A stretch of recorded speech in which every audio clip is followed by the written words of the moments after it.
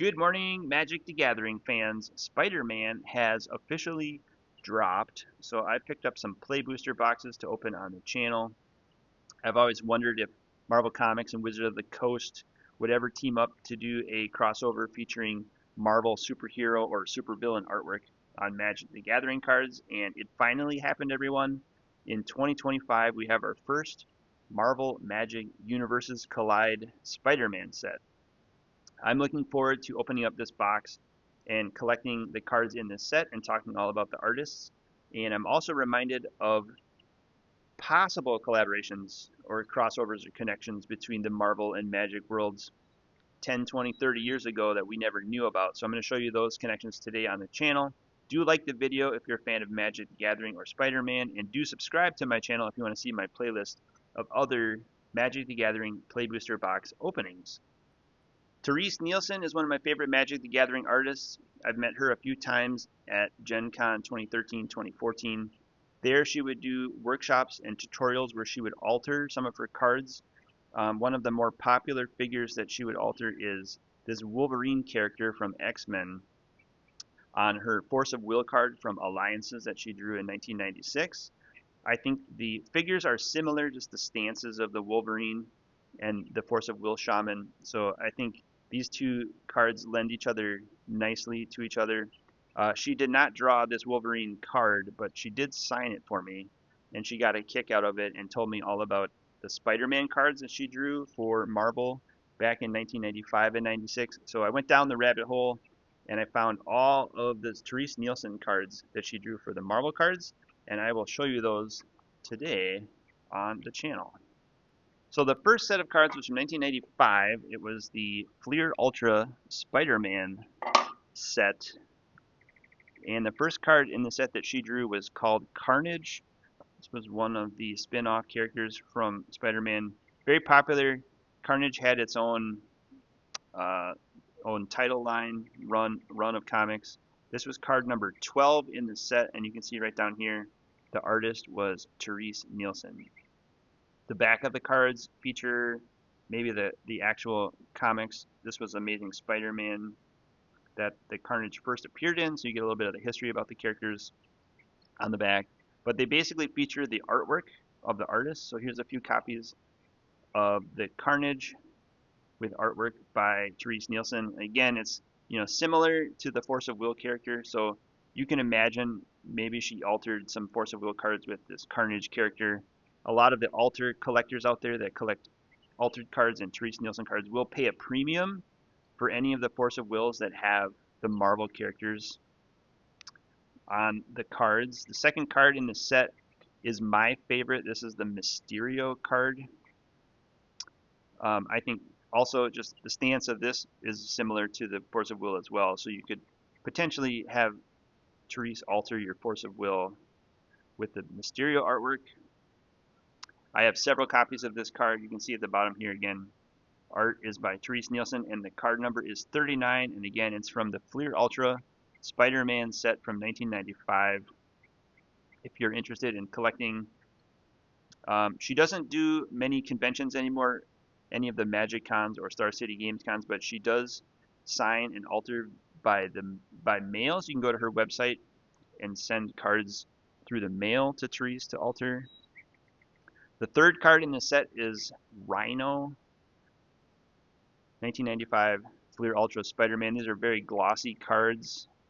This was back in the day when I think Fleer Ultra was popular for baseball, basketball, probably like some Shaquille O'Neal Fleer Ultra cards out there. This is card number 45 in this set. Rhino and Spider-Man are trademarks of Marvel Entertainment Group. This is in 1995. Distributed by Fleer Entertainment Group. Who remembers this card? So I've got several copies of Rhino as well, and then Vermin was the last card that she drew in the 1995 Fleer Ultra Spider-Man set. Kind of cool looking card. It is number 61, featured in Spectacular Spider-Man. That's Vermin. At the time, she was also married to Cliff Nielsen. Cliff Nielsen was also a comic book Magic the Gathering artist. Cliff drew the Venom card in the 1995 Fleer Ultra Spider-Man set. His style is also similar to Terese's. Venom went on to become a very well-known character in the Spider-Man universe. This is card number 60. You can see that the artist is Cliff Nielsen.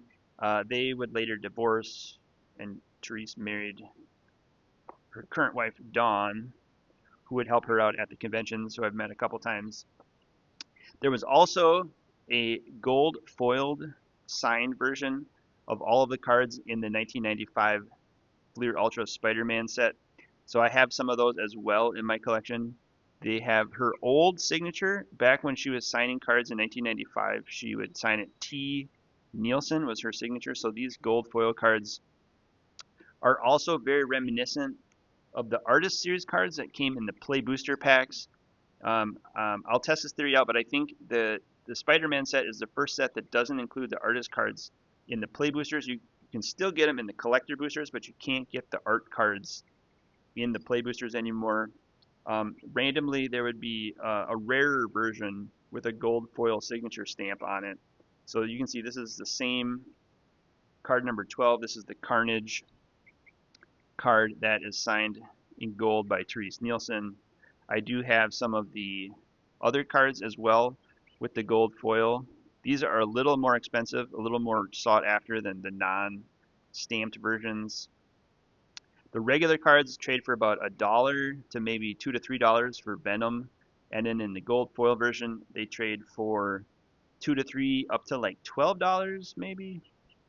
I saw somewhere on Terese's website that she sold an entire set of these gold signed cards plus her other Marvel cards at an auction, and those sold for $150, I think, was the total price for the set of Terese Nielsen Marvel cards from 1995-96. Also in this set was the gold stamped T. Nielsen Rhino card and the Vermin card number 60 as well. So I have a few of these in my collection. I will probably make a set of these and put them on eBay if you want to check out my eBay site, jdj-sapphire, if you're interested in Spider-Man, Spider-Man Bulk, Terese Nielsen cards. This is the stamped Cliff Nielsen card. You can see this has his gold signature stamped on the front, where the non-stamped cards are just the base cards, don't have the signature. You can see that his signature is similar to Terese Nielsen's, just kind of block lettering. Not the same, but they're just similar. So I found that interesting. She also did some X-Men cards, and then she did one other Spider-Man card. So the two X-Men cards that Terese Nielsen did was also from 1995. This was a 95 Fleer Ultra set as well, but of X-Men cards and not Spider-Man. The first card that she drew in that set was called Blood Scream, and again, they are super glossy, not super expensive. You can get these for less than $1, but I have several copies of this Blood Scream. It's card number 8.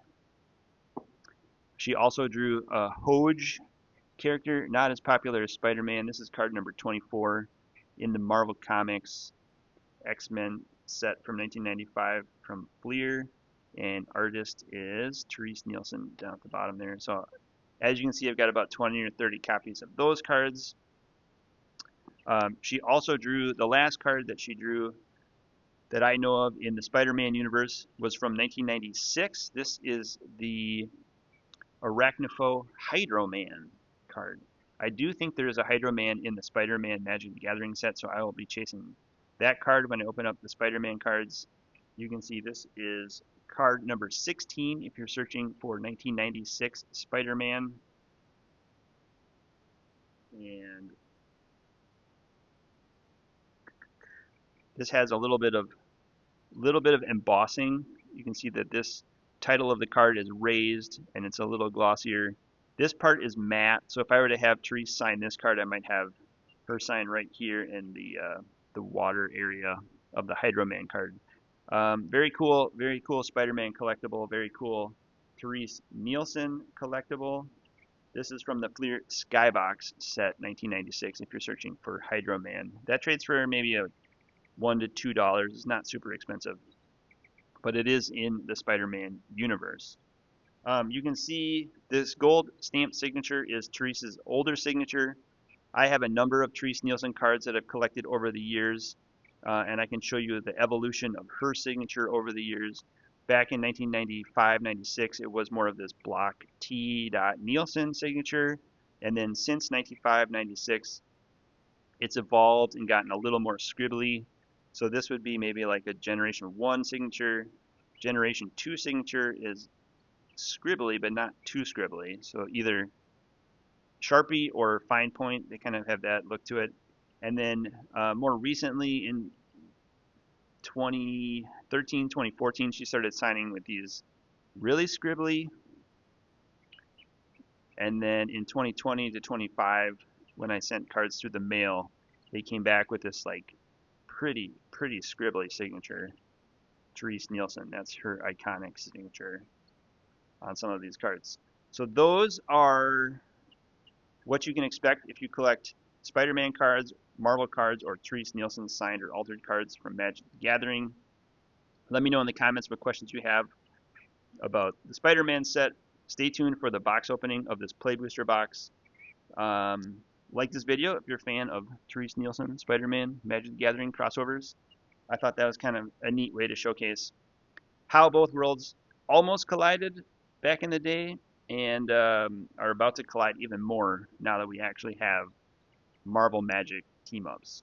All right, stay tuned. Thanks for watching, everybody. See you in the next video.